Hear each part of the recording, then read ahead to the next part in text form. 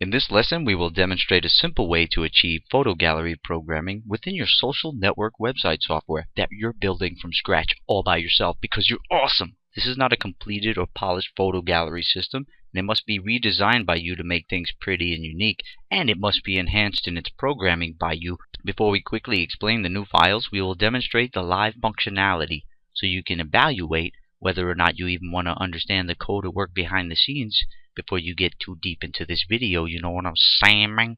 Okay, the first thing you'll see on everybody's profile on your website is that there'll be this photo stack looking thing here, and we're digging one random photo out of the user's photo galleries if they have any uploaded yet.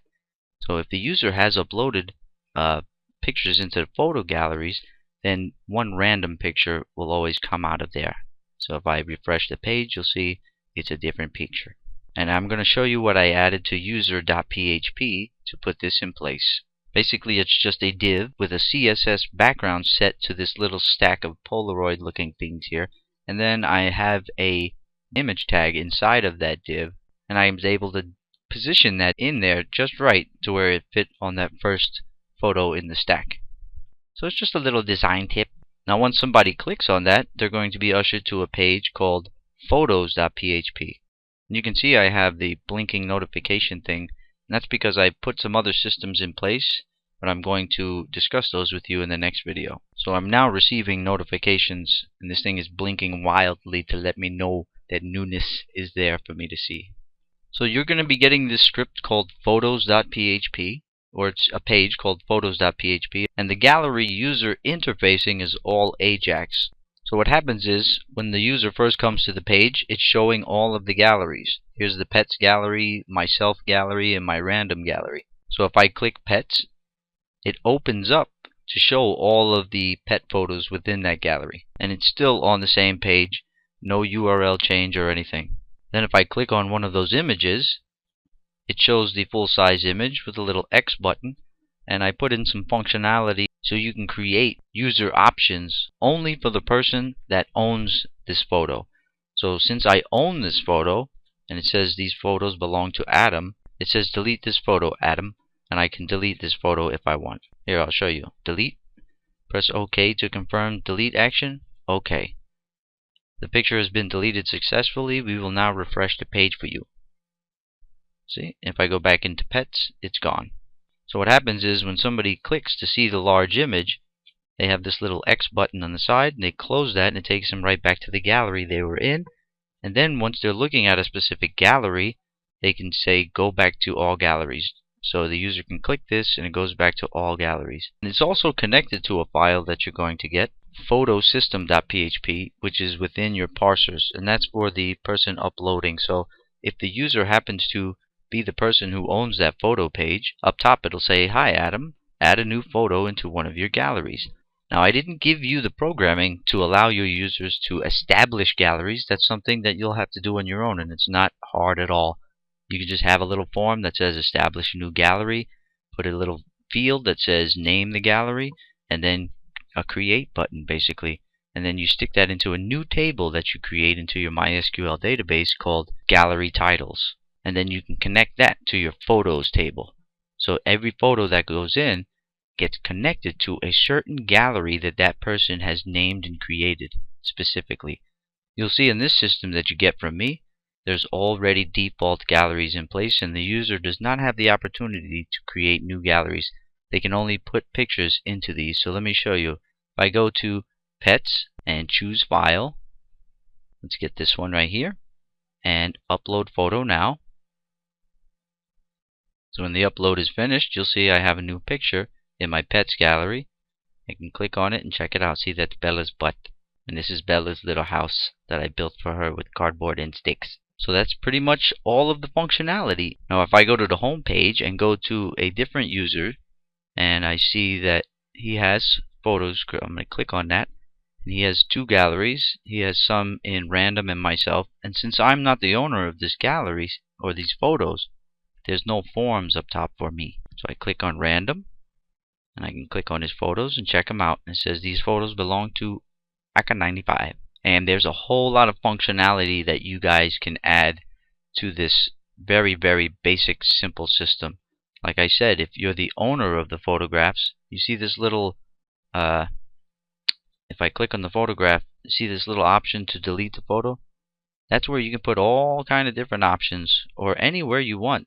You can do like some sites and put the options right on the photo when the user hovers their mouse over the photo. So if the owner owns the photo and he puts his mouse over it, you might want to put the options in there, just like we did here. See, when I put my mouse over my photo, since I own it, a button pops up. You can do the same exact thing within your gallery. So think imaginatively and make your systems great. And since I know a few of you guys are going to ask, you can definitely borrow my graphics for this little stack of photos here. That way you can play with it until you get something created of your own. Okay, if you go to Web Intersect, all you have to do is go to Style Photo Showcase BG.jpg. So you see the URL, and that's where the image will show up, and you can just take that, save image as. Okay?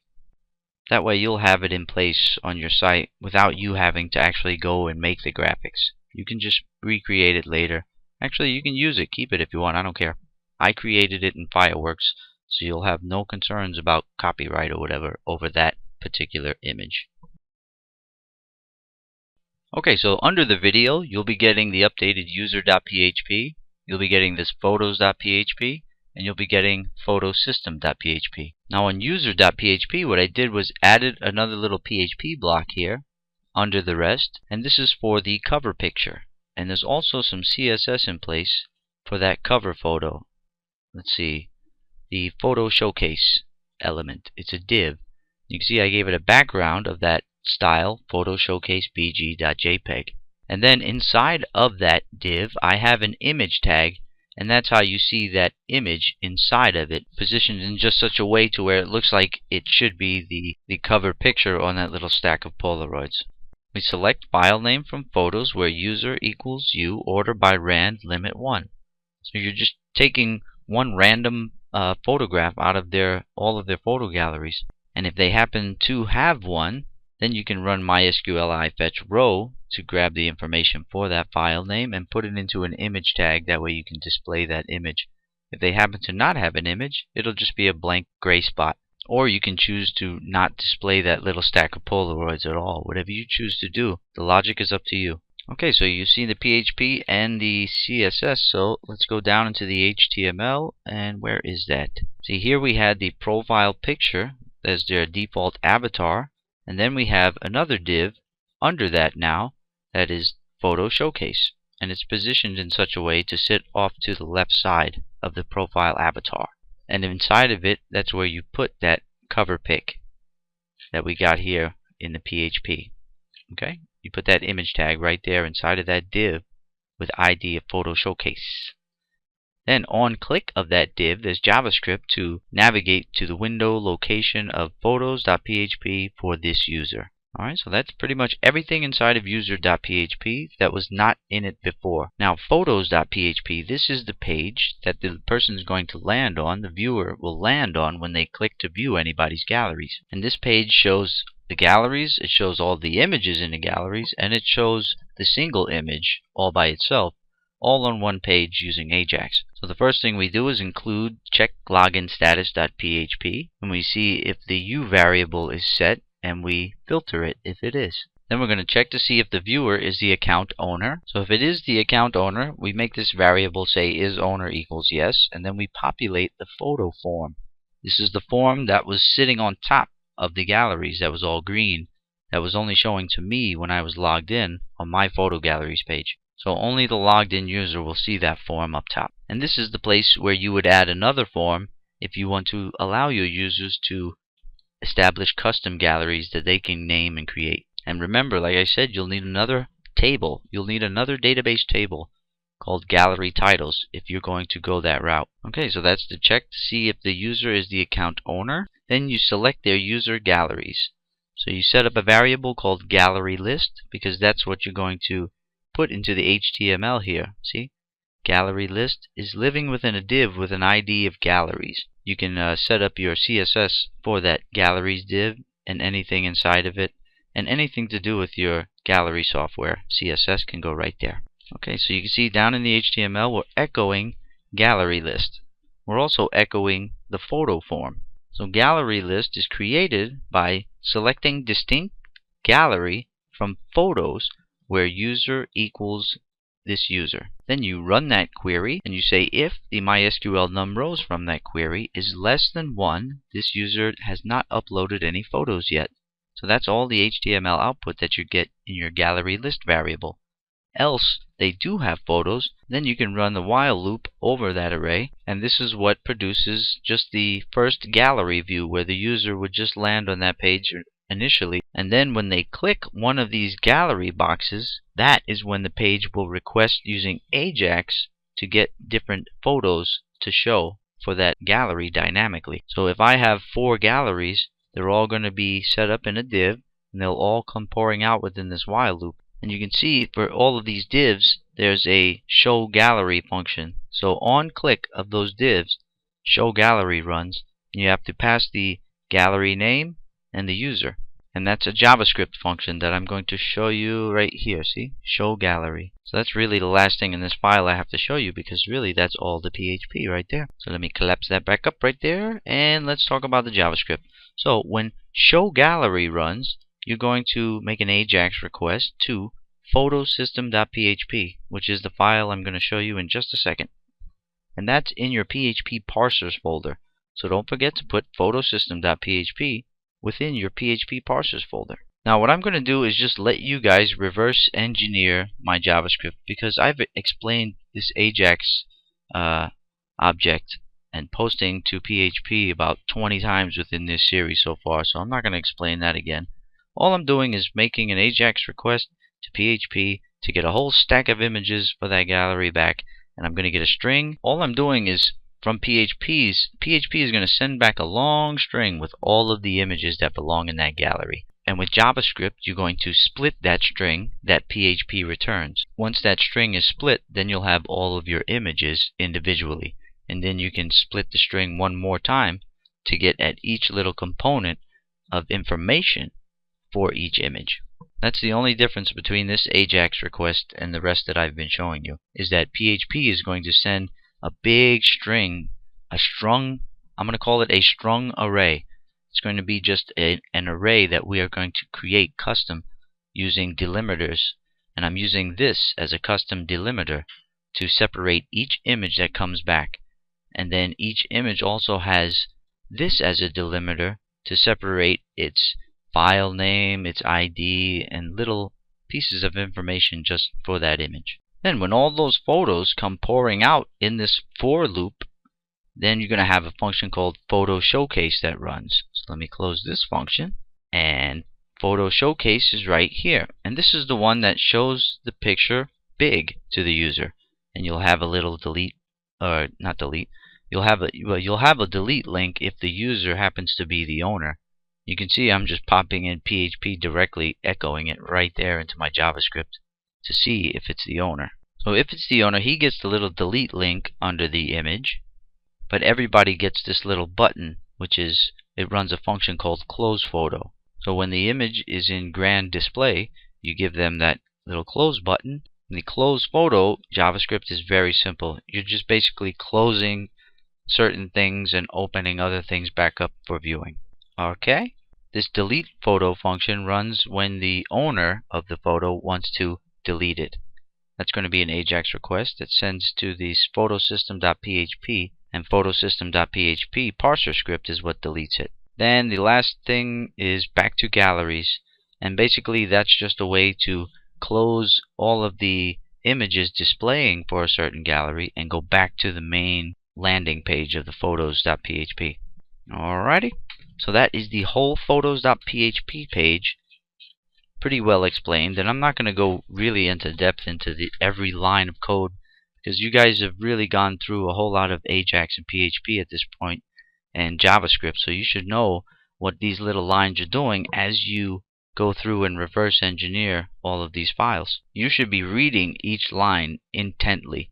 Even if I don't explain each line, you should read each line and make sure you understand every single line. If you don't, ask questions. Okay, so photosystem.php, this one is set up to not check to see if the user is logged in until after this if condition here, because this is the one that you want to show when you want to grab all of the gallery pictures. So even if a user is not logged in or whatever, you want to make sure that this can run at least to where you can show all of the gallery pictures to just a random visitor. So we say if is set show, and the show posted variable is equal to galPics, then we're going to gather all of the gallery pictures for that particular gallery for that particular user. Okay? So you get the posted variables of gallery and user from the Ajax, and you're going to filter those, clean them up before you make a query with them. And the SQL is going to be select all from photos table, where the user equals this user, and the gallery equals whatever dynamic gallery is being passed to this script. Order by upload date ascending. So I'm ordering the photos by their upload date for that gallery. Then we run that query right here, and then we run a while loop over that result set to get all of the data out and append to a pic_string variable. So this pic_string variable is what we're going to send back to Ajax. You can see I have each image in the gallery is a little string of all that particular image's information: its ID, its file name, its description, and its upload date. And then after all of those little pieces of information are put into the string, I put 3 bars. And naturally, in between each little piece of information for each file, there is a single bar. So you could have 20 pictures being piled into this string.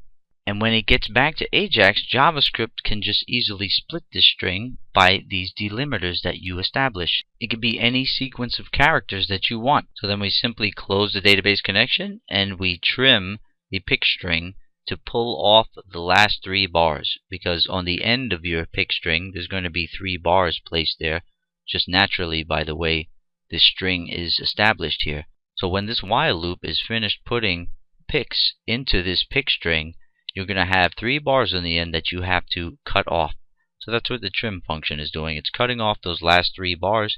That way when it's split in Ajax, it will have a good array structure. If you didn't use trim on these 3 bars at the end, it will still split in JavaScript, but you'll have an empty array element on the end. And then you just echo back the whole pic_string to Ajax, and then Ajax will do the splitting and setting up the interface and showing of all those images in a simple loop. So back in photos that show gallery, you see this loop right here, this for loop?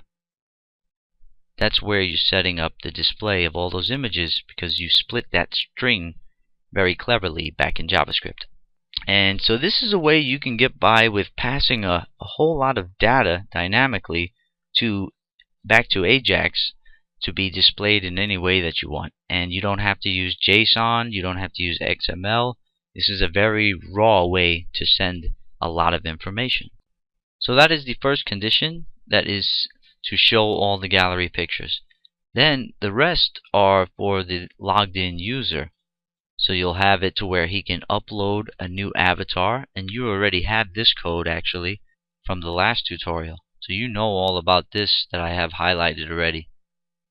The new code that I put in are these 2 blocks, and this is for if they upload a new photo into one of their galleries.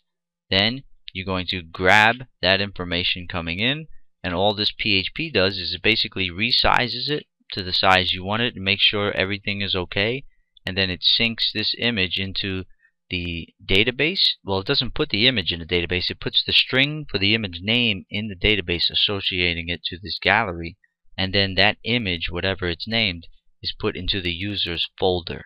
And we have also a new system of renaming your picture. So you see the file database name. So the database file name, the string that's going to get stored in your database, and the actual name the file will have where it's sitting in the user's folder is going to be a little different from the last when we were uploading the avatar. For these, we're going to use the date and put a special configuration to this string, basically to make it output something like this. That's basically what it's going to look like. I made it output the day, the month, down to the year. So it has the hour and even the seconds are in there. for when this image was uploaded. That way you won't get any duplicates. And since we're using a random number on the end, there's going to be a 4-digit random number put on the end.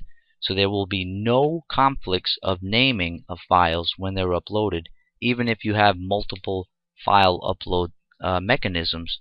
So if files are uploaded at the same exact second, they still won't have the same name if you use this method right here. So basically it's just a way to make sure that no two images will have the same name upon upload, since you're renaming things dynamically. And this file name will be associated to this user in the photos table. So once it's renamed, it gets popped into the user's folder, and the string gets put into the photos table for that user. And that's basically it. And then when you go to display all those images, that's when you query all the photos out. Alright, so I'll collapse that back up, and that is the whole section of code for when the user is logged in, is adding a new photo to one of their galleries. Now this next part is if the user wants to delete, the logged in user wants to delete any of their photos.